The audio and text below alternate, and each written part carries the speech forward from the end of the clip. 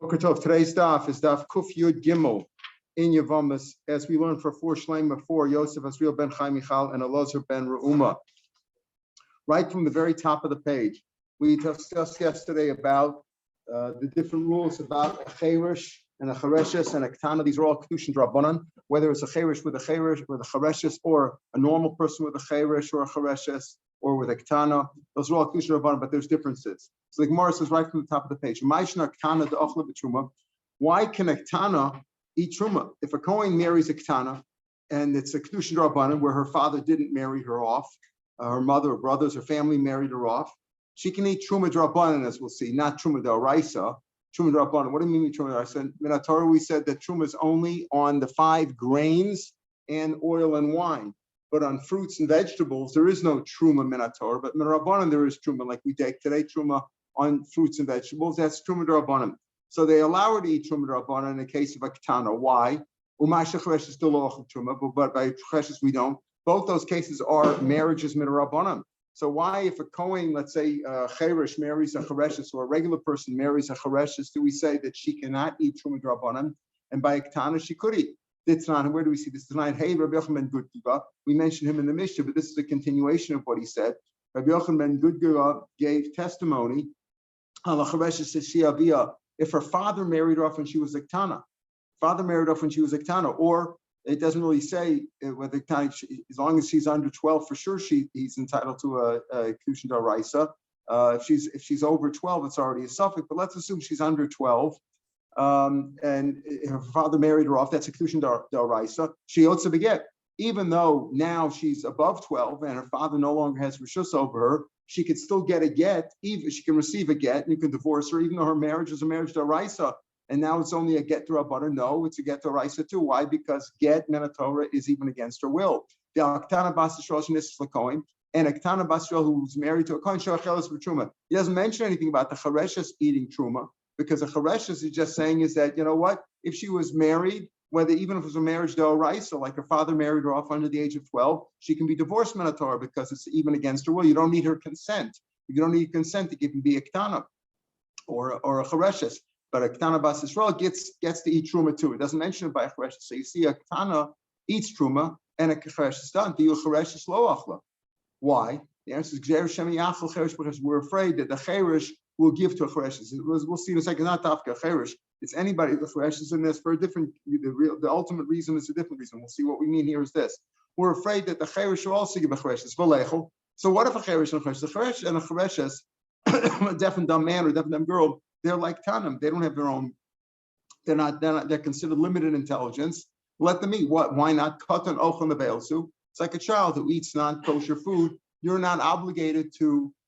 We're going to talk about it tomorrow's stuff. You're not obligated to remove him and refrain him from eating that food, unless it reflects bad. Unless it looks like you're trying to feed it to him. You're not obligated to. So what if he eats truma? What's the problem? So the question is also we're afraid that if you allow a cheresh to give a chereshes, meaning he's a kohen, and he gives his wife chereshes truma, you're afraid if he's married to a normal person, a regular bat mitzvah girl, and she has obligations to keep all the Torah, she might also eat truma. She's not entitled to eat truma. She's not really married to a kohen.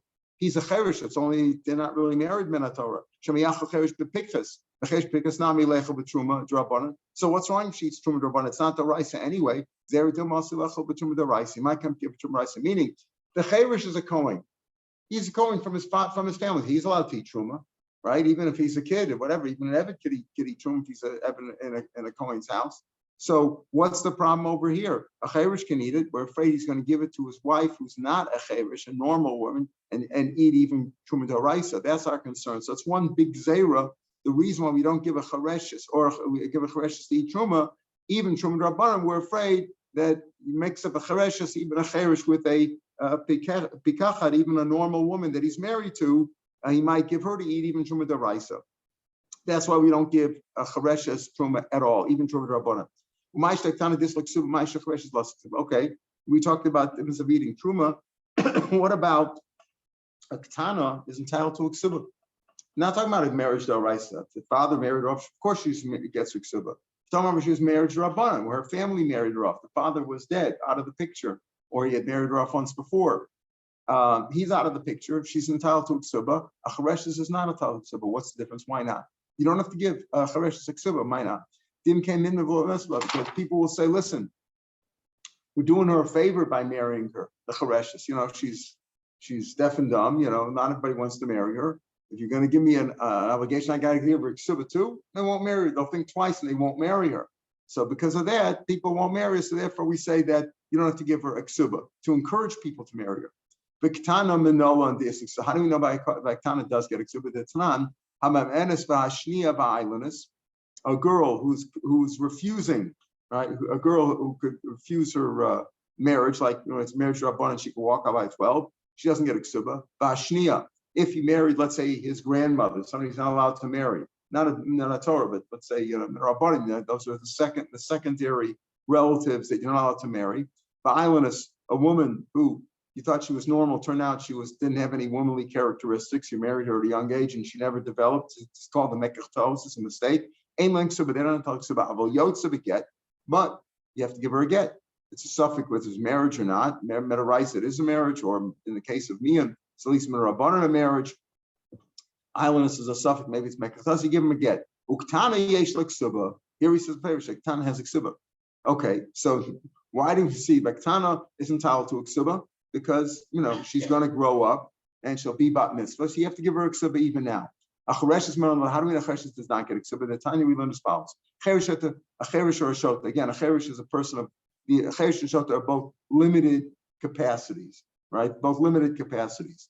A cheresh doesn't have all his faculties. He can't speak and he can't hear, and we assume he's also mentally impaired. And a shota is certainly an imbecile person who's mentally impaired. Shenisu, because they married normal woman. Even though the cheresh recovered his faculties, and the shota regained his intelligence. In other words, when they got married, they were not capable. A cheresh and shota not capable of making a monetary obligation. They couldn't make a deal for ksuba. The marriage was only a drabanan, even though the women were normal, but the husbands were not. So they're not responsible. They didn't give any ksuba. And even though they now became normal at that point in time, they still have no obligation. But Ratzul Kaiman, if now that they're normal, they want to maintain the marriage, maybe they only married these women because they were imbeciles, now that they became normal, maybe they don't want them anymore. But if they maintain them, Ratzul Kaiman, Yeshlam Ksuba Manas, they're still entitled to a ksuba of, let's say, of $100, meaning that of a woman who's been married before, because now they're no longer virgins. Okay, that's what he's going to come. Upikech shenas a chereshes, and a pikech who married a chereshes, shota. If he married a pikech, a normal person married a chereshes or a shota. I feel money, even if he decided to give her, $100,000, a large amount of money, for $10,000, subasa kayemes. If that's what he decided to do, he could do that. Nesharatza lozik because he wanted to cause his own loss, meaning he wanted to damage his own assets by giving it to her, meaning he's not obligated to. But if a Bikech married and he decided to give her a lot of money, okay, whatever he wanted to do, he could do. Ksubas was kind. You can't say, well, he was just fooling her by writing such a large ksuba. No, if he wanted to dig into his own pocket and give it to her, he could do it. Time in the Ratza, because he wanted to. Hello, Ratza, Ainla. Why not? Why is she not entitled to ksuba? Dim came in like we said before, because otherwise people will not marry her. Like we said, Ma'isha Cheresh is the less ksuba. Dim came in, we won't marry her. How do we know that a Tana does get a ksuba? Because we said Tana yesh ksuba, and a chereshes doesn't have to. Why? Because he said if he wants to, he can give her ksuba. Doesn't have to. If the reason is that people should marry him, why don't you also make a takana that a cheresh who marries a pikechet should also she's in Galata to get a ksuba. So therefore so that the normal woman would want to marry a deaf. Let's say there's a lot of deaf and dumb men, and you want to encourage women to marry them. So give them a ksuba, so they'll be encouraged. The assumption is that a woman wants to be married more than a man. It's more difficult in those days for a woman to be alone. More than a man wants to get married, a woman wants to get married. So you don't have to encourage women to marry a cheresh, because they want to be married. So if there's no normal men left, they'll marry them anyway, even without a ksuba. So it comes out that a chereshes does not get a ksuba, nor is a pikeach obligated to give a chereshes a ksuba, and nor is a if a cheresh marries a pikras, also there's no ksuba there either. But there is a ksuba for a ketana. Even though we just said that a cheresh does not have to give his wife a ksuba, in certain cases they allowed it. For example, there was a story with a deaf and dumb man who was in the neighborhood of Rav Malkio. In Saba Issasa, Rav Malkio supervised his marriage because of Rav Meir Shapiro, and he wrote her 400, a large ksuba, 400 zuz minachaseh. Even though he's not obligated to, he's a cheresh, and what he does normally is not considered done because he doesn't know what he's doing. But Rav Malkio supervised it, and they gave her a large ksuba. Amarav man chacham karamachu, who can be as bright as Rav Malkio? The Gavra Rabba, who was a great man, and as he realized it was necessary, like Savi says, what's wrong with that? In other words, even though we just said that what a cheresh does is not obligatory on him, and even if he becomes normal afterwards, he regained his faculties, that doesn't obligate him unless he maintains the marriage. Over here in this case, Rav Malkio supervised a large ksuba, and he's a chacham for that. The Gavra Rabba ksavar ilu ratza shiftu l'sham sham milas mina. If the cheresh wanted a servant, a maid servant, to clean his house and take care of his needs, wouldn't we buy it from him? In other words, they were acting as an apitrupus over here. They were acting as guardians of Rav Malkio, and therefore, when he supervised giving him ksuba, there's nothing wrong with that. If you only wanted a maid servant, would have bought it from Kolshken Hachadi Katarta. Here, she's not only a cleaning house for him, but she also serves as his wife. So therefore, even though it's not obligatory, but if a guardian decides that it's kedai to give a woman a ksuba on behalf of a cheresh man, that's okay to do. Listen to this carefully. We explain that if a ketana gets married, it's not really a marriage minat Torah. And if a cheresh or a chereshes gets married, it's not really a marriage minat Torah because they're deaf and dumb. They don't know what they're doing. Okay. So Rav Meir Shapiro says, Rav Meir Rashi says, name of Shmuel, the wife of a cheresh and Toli. So what is her status? Is she married? It's it's not. She's not really married minat Torah. What happens if she commits adultery or somebody commits adultery with her? Right? Is she married? Man commits adultery with this woman. Is she married or not? Well, would you have to bring an Asham Toli? What's an Asham Toli? When you did a sin, you're not sure if you committed the sin or not. Normally, the classic case is you had a piece of chaylev here, which you chayav kares for if you ate it on purpose. You had a b'shog chayav achatos, and there was a kosher piece of meat, and you mix them up. You're not sure which one you ate. So you're not sure if you know which one you ate. It was determined afterwards. They did a test. The other one was a kosher one. You ate the non-kosher one. So you have to bring a chatas. If you're not sure, you bring an asham tolu. So over here, it's also, if a man is not sure, let's say, who he slept with. Was it with his wife?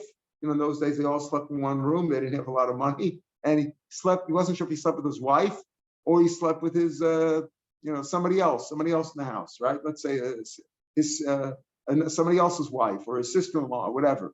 He's not sure who he slept with. So you bring an Asham Toli. She was asleep. He doesn't know what happened. So you bring an Asham Toli. So what about over here when he slept with a woman who was married? She was a chereshes and she was married, or she was married to a cheresh. It's not marriage minat Torah. So do you bring an Asham Toli or not? So if Shmuel says Eishes cheresh ein chayav Asham Toli, you're not chayav an Asham Toli for that. That's what he says. It sounds like it's not even considered a suffix. She's married. You're not chayav an Asham Toli. Leila Messiah. Let's bring a proof from the following case. Chamisha lo truma. There are 5 people who shouldn't give truma. Who can't be maf for separate truma. Truma. If they give truma, it's meaningless.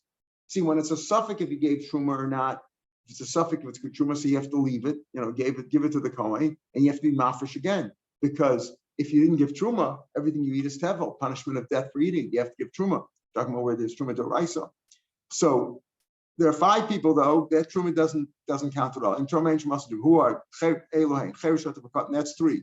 Cheresh v'katan. They have limited capacity. What they do is meaningless. Let's say somebody went out of town and you gave truma on their behalf. They didn't authorize you to do it. So it's learned out. Atem gamatem is gamatem. You have to get shlichim could be like you, and if you didn't command them to do it, shlichus nafkom yatem gamatem, and the rabbi shluchachim hilkach maatem datem af shluchachim datem. Just like it has to be with your knowledge, your shlich also. Somebody can't get enough truma on your behalf. So somebody did. It's meaningless. They can't go into your silo and take truma on your behalf. That's number 4. Number 5, of the Chacham can't give truma for you, even if he did it with your consent, because it says ma'atem, not just like your b'nei bris, ma'atem b'nei bris, afshul chacham b'nei bris. They're not b'nei bris. So these 5 people, their truma is not truma at all. It's not truma at all. That means, and one of them is a cherish.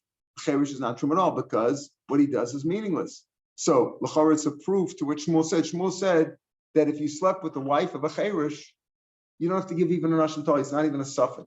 Not even a suffix if she's married or not. It's not considered a marriage at all because what he does, it's meaningless. His marriage is meaningless. It's like she's still single. And the Chorah is a proof to that from the case of the Truma, that if a Cherish gives Truma, it's meaningless. So is that a proof to him? The Gemara says, no, it's not proof. No. Hu Dama Rabbi Elazar, it could very well be that Shmuel, who says that you're not chayiv and Ashim Toli if you slept with the wife of a Cherish, he holds like Rabbi Elazar, the time of Rabbi Elazar, Trumas Cherish lo teitze l'chulin neishu suffix. It could be that he holds it. No. If a Cherish gives Truma, not like this Brisa just said, or this Brisa that said that a Cherish gave Truma, it's meaningless. No. He also, Rabbi Elazar disagrees. He says that if a Cherish gave Truma, you can't consider it chulin. You can't consider what he did nothing. You can't give it chulin. Neishu suffix. It's a suffix. So the Gemara says, wait a minute. So why, if Shmuel says that it's a suffix, he's feeling Rabbi Elazar Ashim Toli. He should be chayv to give an Ashim Toli. If what a Cherish does is a suffix, whether it's valid or not, his Truma is a suffix, and maybe his marriage is also a suffix, so he should give Ashim Toli if he slept with the Cherish's wife. Cherish married a woman. Is she married or not? Would you be chayv to bring a carbon or not? If you slept with her, is it a suffix if you committed a sin d'oraisa? Shmuel said, you're not chayv to bring Ashim Toli. Doesn't that sound like it's not even a suffix? And it goes like that Brisa, which says that if a Cherish gives Truma, it's not even a suffix. No. Could be that Shmuel really holds like Rabbi Elazar, who says that the Truma of a Cherish is a suffix, and you can't just put it back in the pile. But it's a suffix, you have to give it to the coin. But if he holds like Rabbi Elazar, he should also be chayiv and Ashim Toli. The answer is no. Being chaticha mishti chatichas, we have a cloud when it comes to Ashim Toli. It's not just I did something which is a suffix. Over here, you don't know if this lady is married or not. That's one suffix, right? Could be we don't really know if it's a suffix. You shouldn't do that. You're a bad boy if you slept with her, right? She's not single. It's a suffix if she's married or not. What's the problem though? You know why you're not chayiv and Ashim Toli? Ashim Toli is only, like I said before, where there's one of two possibilities. Did I eat the kosher one or not? There were 2 pieces of meat, kosher or not kosher. I'm not sure which one I did. There were 2 women in the bed, the wife and the sister-in-law. He's not sure who he slept with. That's the case of Ashim Toli because it says achas michatos learned out of a pasuk. It's got to be a suffix if you one or the other. But if it's only a suffix in one thing, like this woman, this H is cherish, is she married or not? You're not sure. There's no Ashim Toli there. It's forbidden because it's a suffix. Maybe she's married, maybe she's not. As Rabbi Elazar says, it's a suffix whether whether the truma is a truma or not. So you can't put it back into the pile. Maybe it is truma. So Rabbi Elazar holds that a cherish, what he does is a suffix, but still you're not chayv and Ashim Toli according to Shmuel because it's not 1 out of 2. It's not a case of 1 out of 2. Being chaticha, you need to have 1 piece out of 2 pieces. It says more me boy Rabbi Elazar chaticha mishechas. Rabbi Elazar doesn't really need it. Rabbi Elazar says it's a suffix, but it's not like you need. The time of Rabbi Elazar Omer koi chayv and love chelbo. An animal, a behema, a domesticated animal like a cow or a goat or a sheep, the chaylev is also to eat on punishment of chorus, right? Chaylev yasser to eat. Chaylev, if it's a carbon, you're makriv the chaylev, but it's also to eat it normally. The chaylev of a wild animal like a deer, a kosher wild animal, is not as mutter to eat. What about a koi? A koi is an animal they're not sure. The rabbanim were not machri. They didn't know if it was a behema or a chaya. So he says a koi chayv al chalba Ashim Toli. If you ate the chaylev of a koi, you have to bring an Ashim Toli because maybe the chaylev was also eaten. Now that's not 1 out of 2. It's not in a case of 1 out of 2. It's a case of this item. What is this item? It's like the cherish's marriage. Is it a marriage or not? The koi's chaylev. Is the koi a behema or is it a chaya? We don't know. And yet, and it's not 1 out of 2. And Rabbi says koi chayv al chalba. You have to bring an Ashim Toli there. So how could you say that? On the one hand, Shmuel holds like a blazer that it's a suffix what a cherish does. It's a suffix what he does or what he is what he does valid or not. And the other hand, you say that you're not chayv and Ashim Toli. Rabbi Elazar holds you are chayv Ashim Toli even when it's not 1 out of 2. The answer is Shmuel suffix Rabbi Elazar b'chada poli b'chada. He agrees with him as Rabbi Elazar that what a cherish does is a suffix. It's a suffix of his marriage is a marriage. It's a suffix of his truma is a truma. But He disagrees with Rav Elazar. Rav Elazar says you don't need it when it comes to Ashram Toli. You need 1 out of 2. If a koi you're not sure if you ate the chaylev of a koi, you got to bring an Ashram Toli, even though it's not 1 out of 2. But where Shmuel holds, we do need 1 out of 2 to be chayev, and therefore he says when it comes to if you slept with an Eishes Cherish, you don't bring an Ashram Toli because it's not a case of 1 out of 2. It's forbidden. It's a suffix if she's married or not, but you don't bring an Ashram Toli. You'll never know really because you don't know what the situation is. Some say that Rav Bar Shmuel said name Shmuel just the opposite. You're chayav Ashram Toli. You're chayav Ashram Toli. Why? Because he holds like a blazer that's a suffix, and you don't need a case of 1 out of 2. The Brisa says that what a cherish does is meaningless. Even if he gave truma, it doesn't count at all. The answer is he holds like a blazer that it's a suffix. So here he holds 100% like a blazer that a cherish does is a suffix, and you don't need for Ashram Toli, you don't need 1 out of 2.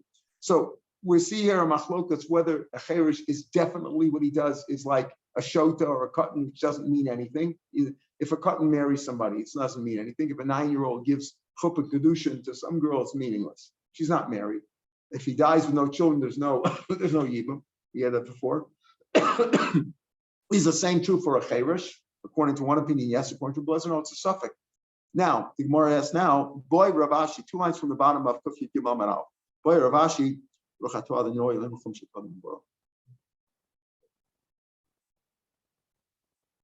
Rav Ashi asked this question. My time Rav Blazer. What's Rav Blazer's reasoning? When Rav Blazer says that it's a suffix, it's a suffix what a cherish does. What does that mean? It's a suffix. In what sense? The cherish daita. Is it obvious to him? It's a simple thing. It's obvious to Rav Blazer that a cherish he's of a weak mind. He's not sharp. But he's not sure. He's weak-minded. He's not, he's not smart like one. He has a very low IQ, let's say. But what he does, he's clear. He knows what he does. What he puts his mind to is clear. In other words, when he wants to get married and he's bar mitzvah, what he wants to maybe does count. Or maybe he doesn't have a clear mind. But he's consistent. In other words, he's weak-minded, but what he's at is clear. We know there's many people who are very limited capacity, but what they know what they're doing. They know they're putting on film. They know what they're doing mitzvahs. They know what they're they know what they're doing. We see people in shul like that. They're weak-minded. They can be partial. They could be impaired mental capacity, but what they do, they're clear about. But he's he's of one mind the whole time. Oh, Dilma, that's a question. This is where you're asking Rabbi. Rabbi says it's suffix. Is it because he's weak-minded, but he has a clear mind the whole time? Oh, Dilma, it's Rabbi Blazer holds. Listen, no. I'll tell you what it is. Rabbi Blazer holds. Yes, he's weak-minded and he doesn't have a clear mind. He doesn't know what's going on. He is confused. But what's the reason over here why he says it's a suffix? If he gave truma, you have to consider it truma. And if he got married, let's say his wife, you would have to bring an Ashram Tali according to Rabbi Lazar. But sometimes he's normal. Sometimes he's of sound mind. Sometimes he's all there, and sometimes he's a shota. What's nafkamina? What's nafkamina if he's all the time weak-minded, but you're not sure if he's clear or not? Or you say that no, he has a weak mind, but sometimes he's the ex normally. Let's say, could he divorce his wife? Right? Could he divorce his wife? If you say he's the same all the time, he's weak-minded, and he's clear, but he's very weak-minded, but he's the same the whole time. So the same way he got married, the same way he got divorced, as we said at the beginning of the Mishnah.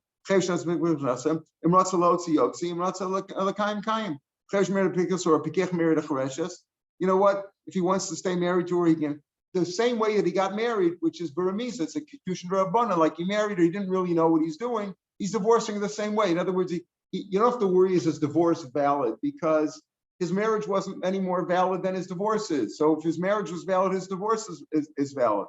That's the manaf being low to beget. If he has one mind the whole time, whether he's clear or unclear, but it's the same mind the whole time, whatever he understood, for the kedushin, that was the gerushin. Then it's okay like the rabbanan. But if you say the reason why Rav Lezer is mesupik is because he's of weak mind, but sometimes he's smart. Sometimes, like a flash hits him and he knows what's going on.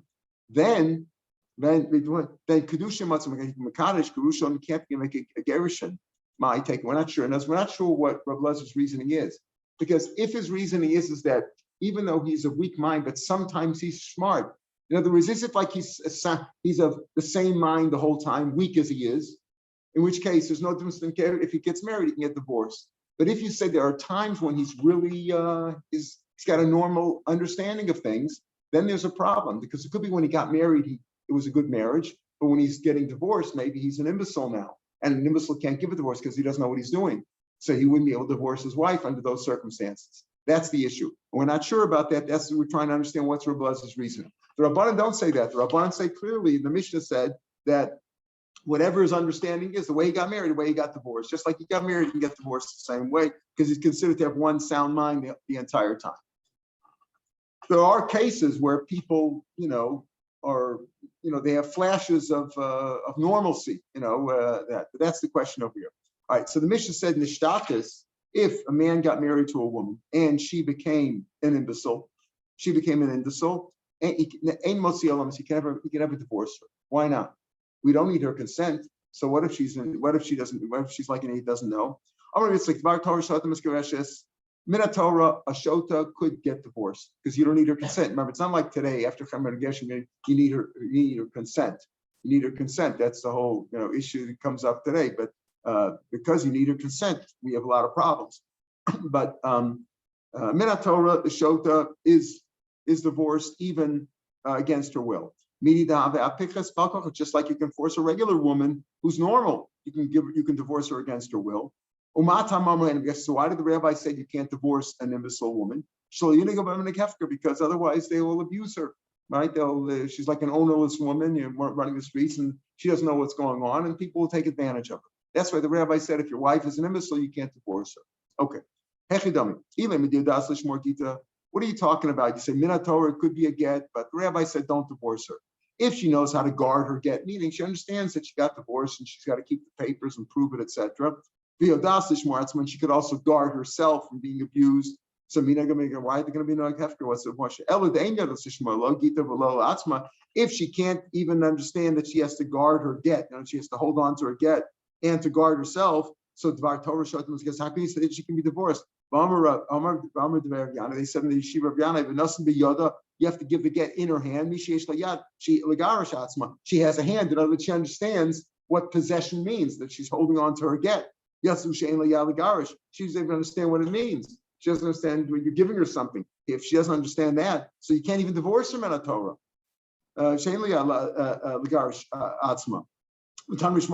says on top of that, it says v'shilcha mibeso. It says by getting, it says you'll give her a get, you'll send her away from your house, and then it goes on the haisa li shacher. It says v'shilcha mibeso misha mishalcha ben chazeres. Only if you send her away and she understands she's supposed to go away. But if you say get out of here and she comes right back because she's an idiot, she's not embarrassed. A shot is not embarrassed, doesn't give her. She says, leave, okay, I'm leaving, come here. She doesn't understand that she's supposed to leave, so it's not even divorced. So why do you say over here it's a get min Torah? If she understands what's going on and she also so then why do you say over here that she's not miskareshes? If she understands, there's no minik hefker if she knows how to guard herself. Elamai, you say that she doesn't know how to guard her get and she doesn't know how to guard herself, so she's not even divorced in min Torah. So she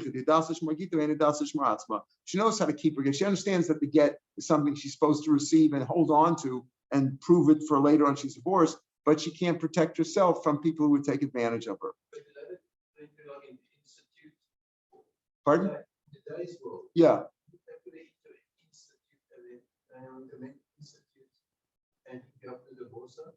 No, because it doesn't depend on the institute. Things go wrong in the institute also. And she has to be able to guard herself. And if she goes out of the institute, she takes a break, she wouldn't be able to. That's the reason why the rabbi said you can't divorce her. So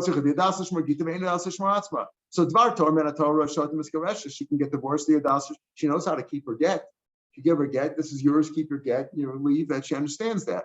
But we're afraid if you put her out on the street, people will take advantage of her. Rabbanan say, don't release her. That's the story with a woman who's an imbecile. A man who's an imbecile, he's a cheresh. He can't give his wife a divorce anyway because he doesn't know what he's doing. Now, if we said if he was a cheresh and he married her while he was a cheresh, he could divorce her because it wasn't a marriage matter. But if a man, let's say, got married normally, he was normal, she was normal, and then he became an imbecile, he was in an accident, something happened to him, he can't divorce his wife forever. There are cases like that where a man was in an accident or something and he's in a coma, whatever, extended period of time. There's no way to give his wife a divorce. Amar Abaya, Dekanami says Gabi Didab. When it comes to her, it says Nishtatis lo yotzi. When it comes to her, it says if she became a shota, he can't divorce her. The Gabi Didei lo yotzi alamas. But if he's a shota, he says he can never divorce her forever. Why the lashon of Maishna Hacha, the Tani Alamas, Maishna Hacha, Hasan Delotanas? Why if she's a shota, it doesn't say Olam, just say you can't divorce her. But when it comes, if he's a shota, it says he can't ever divorce her forever. El Shmamina, the rice of Rabbanan. If he's a shota, Menatori can't divorce her because he's not capable of an action. He's not capable of giving her a get. But if she's a shota, technically he could give her a get Menatori, except the rabbi said don't because she shouldn't be treated, she shouldn't be abused. Amar Rabbi Yochanan ben Nuri. So Rabbi Yochanan ben Nuri said, I don't get it over here. What's the difference? Why can a woman who's deaf and dumb, a chereshes, why can she be given a get? And why can't a man who is a cheresh, why can't he give a get? What's the difference between them? Right? Why do we say, again, if a man married a pikches, a normal man married a normal woman and she became deaf and dumb, he can give her a divorce. But if he became deaf and dumb, he cannot give her a divorce. That's what. So what's the difference? So they said there's no comparison. A woman can be divorced against her will, a man can't. When he asked the question and he said, I understand why by a man can he not give a divorce if he became deaf and dumb, and by a woman she could receive a divorce. He knew that a man can't, that it cannot. And he's asking about a woman. Or no, he knew that a woman could be divorced. And he asked if a woman can get divorced, woman cheresh is divorced. Why can't a man do it? Maybe that's special tashma. So look at the answer. They answered him. You can't compare a man to a woman, right? A woman does it with her, even against her will. So you see from the way they gave the answer, they said, oh, you can't compare a man to a woman. A woman, even against her will. A man you need his will, but you need his understanding. So it sounds like his question was about a man. He knew that a woman could be divorced against her will. The question was about the man. Look at the later on discussion. Right after that story, they answered, you can't compare a man to a woman. A woman can be divorced even against her will. A man cannot. And therefore, if he's a cheresh, he can't do it. Rabbi Yochanan ben Nuri then said, Rabbi Yochanan ben Gud said, they brought down the Mishnah of Rabbi Yochanan ben Gud, which we quoted also in Amalf today. Hey, Rabbi Yochanan ben Gud, al cheresh say shia via. If her father married off when she was a ketana, what did he say over there? She shia via bekatnusa, bekibel kedushin, vavi kedushin gemurim, she otza beget. Notice Rashi says also when she was a ketana, when she's a gedola, even though she's limited capacity, but maybe she's likely though it's a suffix. If you go to the father loses his capacity when she's 12 years old, even if she's still a cheresh. You don't say since she's also limited capacity, he has rishus over. He loses rishus when she's 12. If the father married her off when she was 8, so it's a marriage d'oraisa. Hey, she also goes out with a get, and they amulo, and they said said to Rabbi Yochanan ben Nuri, this is the same thing. This is the same thing. The marriage was a marriage d'oraisa. Either because the father married her for 8, or she got married when she was 20, but she was normal and he was normal. It was a marriage of Raisa. And just like over here, if the father married off the chereshes, he can give her a get. That's what she see a get. The same way, a woman who was normal and became a chereshes could also be divorced against her will. So the Gemara says, this is also like get because he's saying, this woman is the same situation, meaning we're not sure. What was Rabbi Yochanan say? What's him seeing a man and a woman? Was he not sure about the man, or was he not sure about the woman? He says, it's mashma, wasn't sure about the man. The woman, you can get divorced against her will. Why can't the man also? The answer is the man needs his das. That's the way we said till now. Then he says, no, just the opposite. Look at the further dialogue. Since they said to him, no, afsu kiyotzeba, this case of a woman who became a chareshes is just like a woman who was a chareshes and her father married off, or the condition was a condition daraisa. Here also, you do it against her will. That the question was about the woman. The answer to Rabbi Yochanan was saying this. I understand my point of view that a man or a woman, whether cheresh or chereshes, can never get divorced. You can't get divorced. Even a woman can't get divorced, the way I understand things. But you, why do you say the woman could and a man can? He said, oh no, not comparison. A man is different than a woman. A woman could be divorced against her will, whereas a man cannot. So that's how they answered him as far as that question goes. But the other question about Ishanami lo Migrasha, they brought a proof from this case of the woman. The woman is seeking to be divorced against her will, but the man cannot. Hey, Rabbi Yochanan good. Amar Rava. What did Rabbi Yochanan say? He said that a chareshes, if her father married her off from Kedushin Daraisa, she could still receive a get. Right? Why? Because the get is given even against her will. You don't need her, even though she's now a chareshes and she's 20 years old now and she's a chareshes. You can divorce her, even though she doesn't understand the whole thing, right? She doesn't understand Minatorah, you can give her a divorce. Okay, we say Minatorah, you can give her a divorce if she knows how to guard the get, at least she has that much capacity. And we're not even saying that you can't give her, if she's not a shota that can't guard herself, she can take care of herself, so you can give her a get Minatorah. Again, Bismanazeh, you wouldn't do it because Bismanazeh, you need her consent, and she's not old, she's not understanding enough to give her consent. But from the fact that Rabbi Yochanan says that you don't need her consent, so that means that you can even fool her into the get. You can give her a get against her will too. Amar Leidim, from Rabbi Yochanan testimony, you see like this case. Let's say he told Adam, listen, Ru gets Shani no saying. You see this get I'm about to give the get. She's in the next room, she can't hear us. But you two are my witnesses. I'm giving my wife a get. Here's the get. You see, I wrote out the Shema. It's written my name and her name. It's all kosher b'yoshi. Here's the stofer. You can question him. And I'm giving her this get. But Amrullah, and then he said to her, here is a shtar chov. Here's an IOU that I have for you. I'm giving you an IOU. He lied to her because he was embarrassed. He didn't want to say, here's your get and start a whole fight in front of everybody. He told the Adam, listen here, I'm going to give her a get now. You see the get? Yeah, they see the get. Then she tells him, I'm giving you an IOU. He tells her, I'm giving you an IOU. She's divorced. Why? Even though it was against her will, she accepted it thinking it was something else. So she wasn't intending to accept her get, but you don't need her consent. Today you couldn't do that, but from Rabbi Yochanan says you don't need her consent, so you can fool her. It says, didn't Rabbi Yochanan already say, Ben Gurgur say, didn't Rabbi Yochanan say, Lo bin adat, you don't need her das. You don't need her consent. It means you don't need her das, you don't need her consent. Tell her something else. I'm giving you, here's the laundry list, or here's an IOU, whatever. It's a good get. She is an obvious mount, the same midar malay can see shtachov zeh betuli batlei. I might think, no, since he says I'm giving you this IOU, he was mavatal to get, even though he wrote it, it's not chal until he gives it to her. And now he's mavatal, he's saying it's not a good get. Maybe that's what he meant to say. Kamash Mula, no, we don't say it. If he would have avoided the get, he would have told the Adam, listen, I'm not giving her a get. I wrote a get, but I don't mean to give it to her as a get. Right?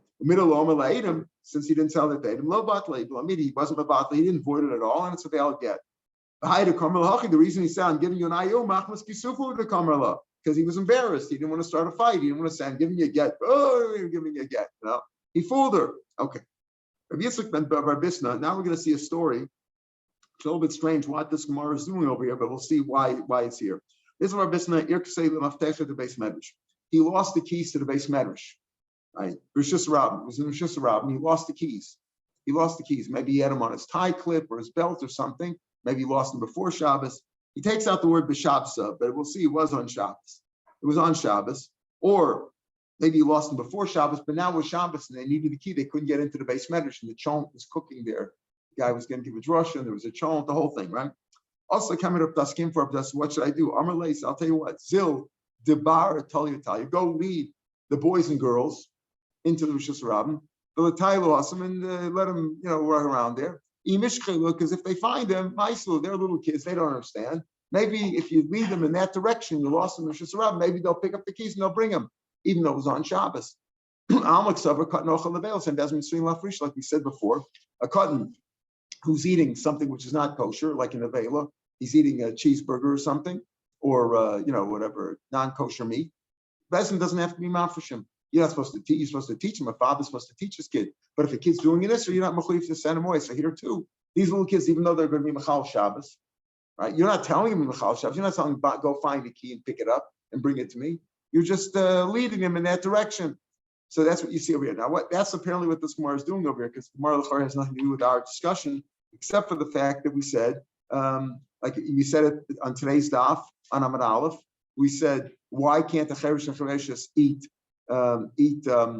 truma d'Rabbanan? Why not? It's cut nochel nevelos. It's just eating nevelos. It's the answer is we're afraid he's going to give it to a pikechas. We're afraid they're going to give it to a regular woman who is obligated to keep the laws and is not allowed to eat truma if she's not married properly to a kohen. So that's what says. So that's what he said. Rav Ptah said, take the kids out in the street, and if they bring in the key, they bring the key. You didn't tell them what to do. If they bring in, they bring in the key. Let's bring a proof to this. Don't tell a child, bring you the key, or bring you the seal on Shabbos. You let him. If you let him do what he wants, if he wants to, he can pick something off a tree. You let him throw things. You can let him do what he wants, but you can't tell him what to do. So the it's a proof from over there to this idea that you don't have to tell a kid what to do, but you also can let him do an Isra D'Oraisa, like plucking something off a tree or throwing something in Rosh Hashanah, Daladamas, or from Rosh Hashanah. It's no proof. Could be that speaking about where he's detaching something from a potted plant which doesn't have a hole in it, meaning it's not attached to the ground, or he's throwing something in a carmel, which is only a Rabbanan. So it's no proof over here that you're allowed to let a child be over an Issa D'Oraisa and you're allowed to let it go. You don't have to refrain. Maybe you do have to scold him and tell him not to. In that case over there, maybe there's no Issa D'Oraisa over there, and therefore that's why it's permitted. So we're still having this discussion. Is it Cotton who's doing something wrong? Are you mechuyev to tell him not to? Whether it's Shabbos or some other issue like eating treif or something like that. So we're going to try to bring other proofs. Tashma. Let's say it's on Shabbos and your house is burning down and you're in Portland, Oregon, and the goyim are coming, the fire department shows up to extinguish the fire. You don't have to tell them extinguish it or don't extinguish it. You're not mechuyev to tell a guy what to do. It's not your obligation. He's not mechuyev to keep Shabbos, even if he's doing something for you. But if a Jewish child comes and he wants to extinguish the fire, you tell him, don't extinguish it, it's Shabbos. Because you're responsible for the children. You're responsible for the Jewish children, you're not responsible for the goy. So what do you see over here? You see over here that you are responsible to keep a child from being over the Raisa. But speaking where if the child is standing next to the father and the father doesn't say anything as the kid extinguishes the fire, it's obvious. It sounds like the father's leading him on, is instructing him what to do. There it's different, where he's doing it with the consent of the father, so to speak. Sha'atinik tzof above, he's looking at his father, Varoa, he sees his father's happy. If the father's happy, he's happy. The kid's putting out the fire, and the father's smiling and all happy about it. So the kid is doing it with the consent of the father. It looks like the father told him what to do. But in the case of Yitzchak's keys, he didn't tell them that the keys were lost there, and they didn't know that they were doing him a favor. He just said, "Kids, you want to come out and play here? I'll take you out to the street." He didn't say anything, so that's different. So it could very well be that a father that you're not responsible, or the bezdin, anybody's not responsible to keep a kid from doing an avera. But if it looks like you're sanctioning it, you're allowing it, then you are responsible. Also, so that if that's the case, is doing it on your behalf, you're also sanctioned. You're also like approving it. Says no. Mishar, is that allowed to? If you're allowed to tell the guy, please extinguish the fire, says no. Avram does it for himself. He knows if he puts out the fire, the Jews will pay him after Shabbos for his work. He's doing it for himself. He's not doing it for the kids. Tashma, just one more story. Ben Amaretz, the son of a Talmud Chacham, goes to his grandfather's in Amaretz. He eats eats things that he shouldn't eat, things that are not, maybe he didn't take meiser. You're not concerned that maybe he gave you something that shouldn't have too much meiser, take it from it. Must be out of Paris, and if you find Paris in the kid's hands, he came home from the grandfather's house and he's not so observant, and he finds Paris, ain't zakek lo. You're not mechuyev to take it away from him, saying, oh, listen, maybe they didn't take trumas or maasros. So you see over here that you're not mechuyev to teach the child. It's different. There it's the parents of his grandfather, and Amaretz. It's a suffix whether he took it or not. So they were a marmekel. If that's the case, all the time the demai. The reason is because it's demai. Havadai, but if his vadai did not take trumas or maasros, boy lasur, you have to take maaser, and you don't allow the kid. Rabbi Yochanan said only if you did it with the father's consent, then it's forbidden. Otherwise, it's not forbidden. And here it's mashma that if you know that the kid is doing something that's usher, it's usher either way. Rabbi Yochanan he's not sure. He's not sure if are you mechuyev to stop him from doing it or not. All right, so then we'll pick it up from here tomorrow. We're halfway down the daf, up to Tashma, continuing this discussion of if a child is doing something which is forbidden, whether it's Nis or Shabbos or eating something is forbidden, are you mechuyev to take him? Of course, you can't do it b'yadayim. You can't give him something treif. You can't tell him to Mechal Shabbos. But if he's doing it on his own, do you have to separate him, keep him from doing that? We'll pick it up from here tomorrow from Tashma, halfway down the page. Tomorrow, remember, is Rosh Chodesh. Yom Tov l'kulam. Welcome back. Thank you.